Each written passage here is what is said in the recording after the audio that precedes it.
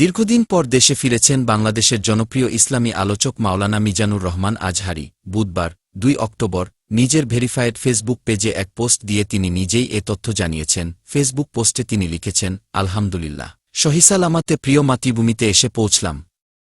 পরম করুণাময় এই প্রত্যাবর্তনকে বরকতময় করুন। দুয়ার নিবেদন। এর আগে গত ৬ আগস্ট শিগগিরই দেশে ফিরছেন বলে জানান মাওলানা মিজানুর রহমান আজহারী। নিজের ভেরিফায়েড ফেসবুক পেজে ওই ভিডিও বার্তায় তিনি বলেন, অনেকে আমাকে মেসেজ করে ও ব্যক্তিগতভাবে ফোন করে জানতে চেয়েছেন আমি কবে দেশে ফিরব। আমি তাদের বলেছি দ্রুতই দেশে ফিরব। আপনাদের সঙ্গে দেখা করার অপেক্ষাতে রয়েছি আমি নিজেও। শিগগিরই সাম্য, মানবিকতার মুক্তস্বাধীন বাংলাদেশে আমি আপনাদের সঙ্গে সাক্ষাৎ করতে চাই। উল্লেখ্য, ২০২০ সালের ফেব্রুয়ারি মাসে বাংলাদেশ থেকে মালয়েশিয়া চলে যাওয়ার ঘোষণা দেন তিনি। তখন তিনি এক ফেসবুক পোস্টে জানান, পারিপার্শ্বিক কারণে এবং গবেষণার জন্য তিনি আগামী মার্চ পর্যন্ত সব ওয়াজ মাহফিল বন্ধ রেখে মালয়েশিয়া যাচ্ছেন।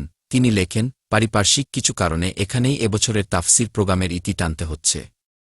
তাই মার্চ পর্যন্ত আমার বাকি প্রোগ্রামগুলো স্থগিত করা হল। রিসার্চের কাজে আবারও মালয়েশিয়া ফিরে যাচ্ছি। আল্লাহ রাব্বুল আলামিন সুযোগ করে দিলে আবারও দেখা হবে ও কথা হবে ইনশাআল্লাহ।